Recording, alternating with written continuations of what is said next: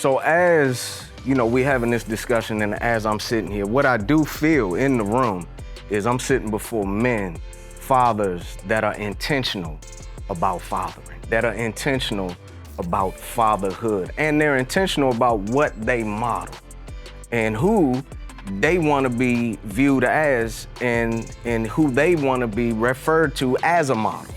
So there's a scripture that comes to mind. It's in Titus chapter 2, verse number 7. And it says, and you yourself must be an example to them by doing good works of every kind. Let everything you do reflect the integrity and seriousness of your teaching. And I not only think about how God is this example for us as our heavenly, holy, eternal Father, but I think that lends to the intentionality and the seriousness in which we take in fatherhood as well. And I just want to throw this question around to y'all. What is it that you want to model? Now, I know we talked about our fathers and the influence our fathers had and what we were able to learn and glean from them and how that trained us and the influence that it had. But I want to talk to you all right now as fathers. What is it that you're most serious about and what you want to model? And anybody can tap in. So I'll jump in. The one word that comes to mind is respect. And that's because I have 3 young ladies that I'm modeling for. They all have different moms, but one thing that I took from my dad was, even though him and my mom weren't together, he always respected my mother to the utmost, even to this day. Oh, wow. They're co-parents and may have not always agreed, but if they didn't get along, you couldn't not get along with my mom, because my dad would step in and protect her. So I want my daughters to know that I will always respect their mothers regardless of anything. I also want them to know that as a man, they should be respected as they start to date and grow up and marry. So something that's important for me is dating my daughters. And I do it individually and collectively. So I'll do one-on-one dates with my girls, and then I do all 3 of them together, daddy-daughter dates. I open their car doors for them. They walk on the inside of the road. I send them messages how beautiful they are, just empowering them. Oh, so wow. I'm very intentional about this is what I do on purpose. Don't expect anything less from anybody else. And that goes for any other male figure at school, any other adult. All men should be respecting you at all times. And I want them to know, how beautiful they are. So I just lean to empower them as much as I can.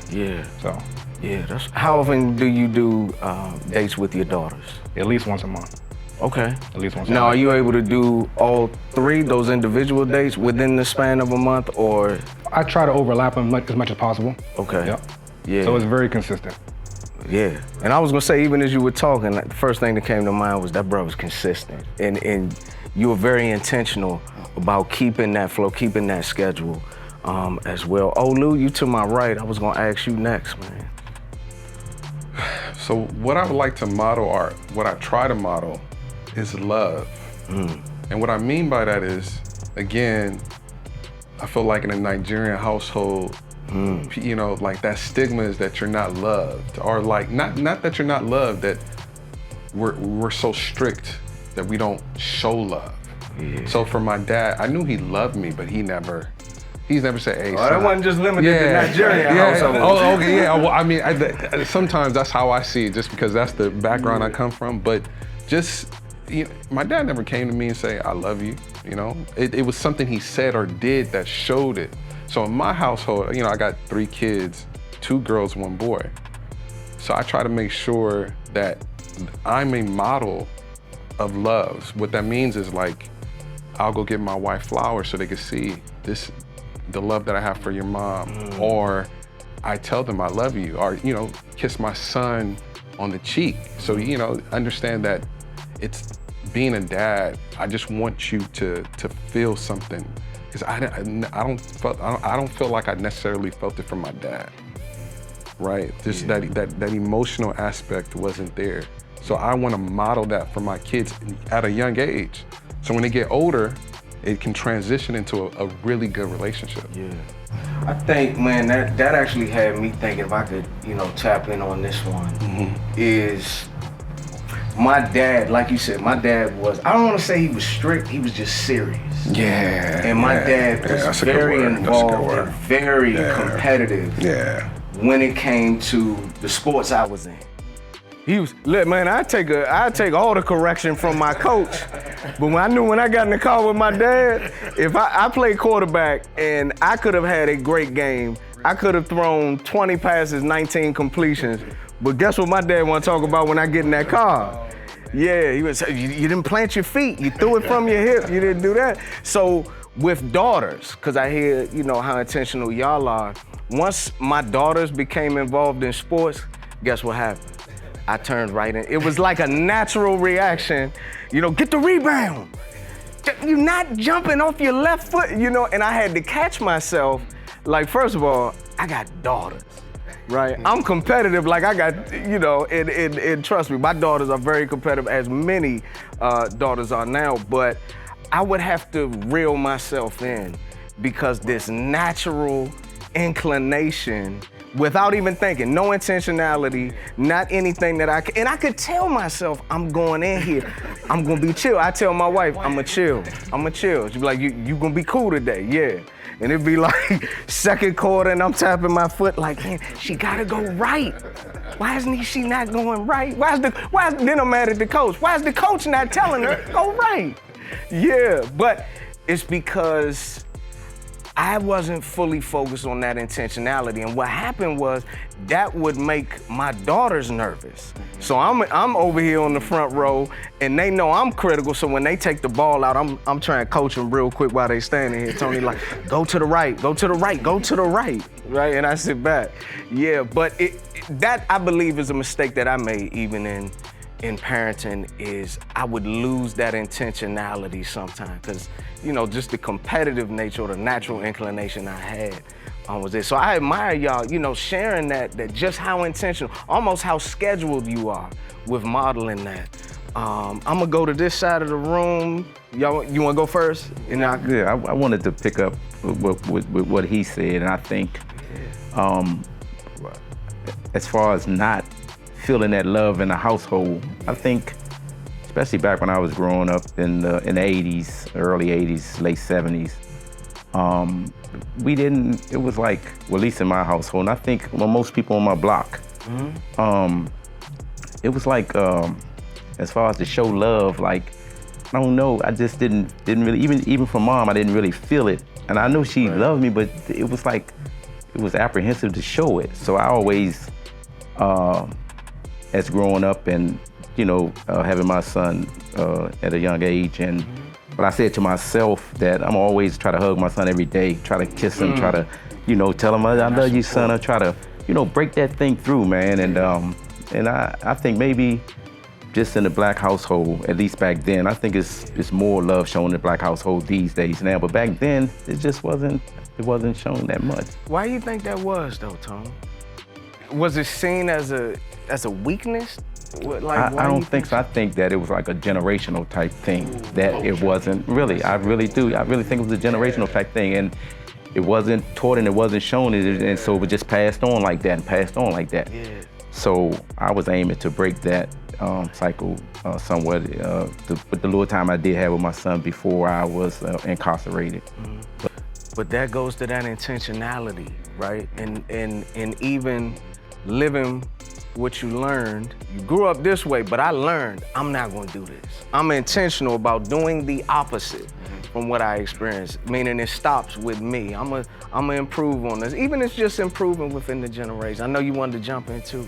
Yeah, I agree with, everybody here, whether from respect, the love, everything. And what I model with my sons especially, my kids total, I try to get them to understand responsibility and consequences.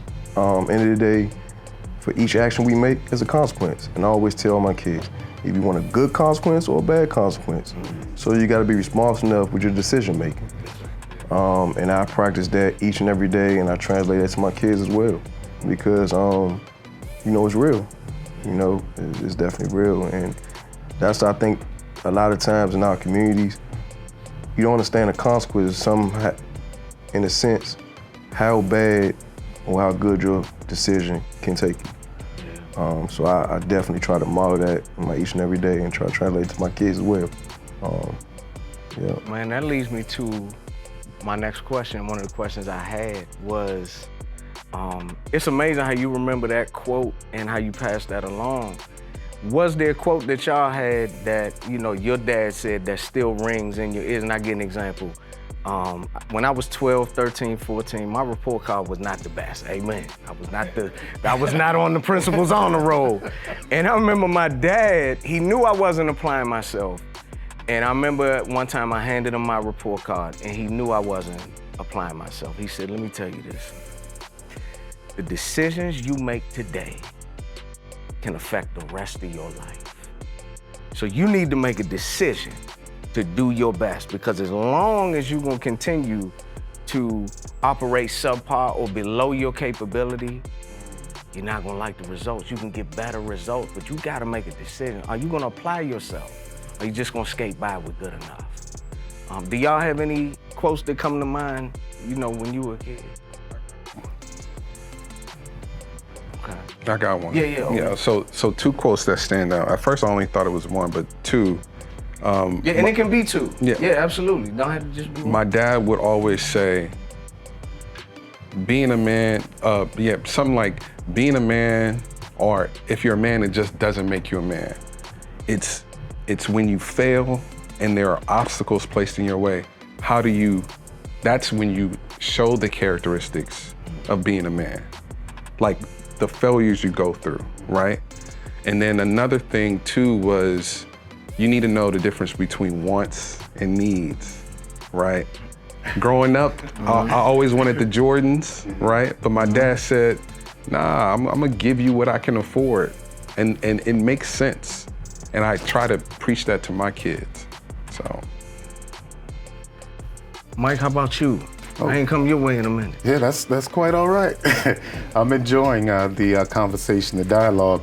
One thing I can remember is my father was a quiet man, but when he did talk or share, it spoke to my spirit. And I remember him saying, be the best at what you do, and no one can ever take that from you. Do your best at whatever it is that you do, and no one can ever take that from you. Man, I'm making a note of all these quotes that y'all saying. I'm starting passing these on, amen. Tony, how about you, man? Any quotes that come to mind? No. I don't. I was just winging, man, and just, Okay, well, with that though, let me ask you, even within that, was there a mantra or a quote that you absorbed, that you passed on? No, not really. I just always tried to lead by example. Yeah. Example, putting my best foot forward to show my son, and my relatives too, my younger relatives, that I tried to be a positive example. Even though I was out in the streets and I was, doing what I felt I had to do to survive and provide for the family, I still try to show a positive example and not show that ugly side or the negative side that was out there in the street. Yeah. So I just, again, like I said, I was just winging what I thought I knew, and young, and just, but still, like I said, still showing that positive example, showing love and care for my son and family, Right. the best way that I knew how. Yeah. Yep, so I ain't had no quotes from nobody enough. It just didn't, but yeah. But Tony, it had to be something even internally inside that you had, that you would tell yourself. Yeah, God was there all the time. That's what there's no doubt in my mind. I used to pray. I used to, I would go to church from time to time with my family. But God was there all the time. That's what was driving me. Because it was nothing else that I can point to say what or why. That even though I was in the streets and I was breaking the law, trying to survive and doing different things like that. But God was still within me to show me how to show love and care about my son and family. Yeah. Yeah, so like I said, but I didn't have any quotes or anything like that, but it was just that internal thing that I can't explain. It was God had to be for what I saw and what, placed me where I needed to be, so. Right, thank you for that. I'm gonna come back to something later on. Yeah. You got my wheels turning. That's good. All right, but I want to give my man an opportunity also. It's two different things my father said that I can recall. One is education is the key to success, the easy life, and also treat your body as a temple. Watch what you put in it. And that can go in many different directions, not just food. Watch what you put in it. He was, in a sense, what I mean is whether it's from the education standpoint, the religion standpoint, or whatever it is, you better watch what you put in your body. And when I say body, I'm talking about your mind as well, as a whole. Because if you put the wrong stuff in there, it's not gonna end well for you. So you gotta be mindful of that.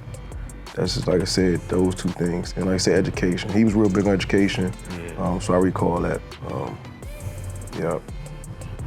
And it stuck with me, both of those. Yeah. Obviously, man, you look like you're in great shape too. And I think that's something that does get overlooked. We like to pass on words and even examples, but just also making sure we're taking care of our physical body, because that can extend our life here on earth by paying attention to what we're putting in our bodies. I think in our community, a lot of times that gets overlooked and doesn't get passed down in regards to in association with that knowledge that you shared was certainly encouraged about education, but also, hey, be mindful about how we taking care of our physical bodies. Because the better we take care of these, the better quality of life we'll have and the longer life we'll have in a healthy lifestyle. So, I think that's key. Yeah, I mean, it even goes deeper. Like, when putting in your body, it can be something as the TV shows you watch. The game, the games you allow your kids to play. All that is a mind intake. And if they keep feeding off of that, it's bound to have not a good outcome in a sense. Because that becomes a primary influence. Exactly. So you got to feed it with positive stuff that's gonna get you through life, and not put you in a position that you don't want to be in. So like I said, it's the mindset as well. And a lot of us, we just don't put good stuff in our bodies. Absolutely. We don't. And I would say, what I see here is, the discipline. What I see is the position of a father and the quality of a father to provide for his family, to show the love, to absorb the knowledge to pass on, also the intentionality, the scheduling of making sure I'm intentional, the affection.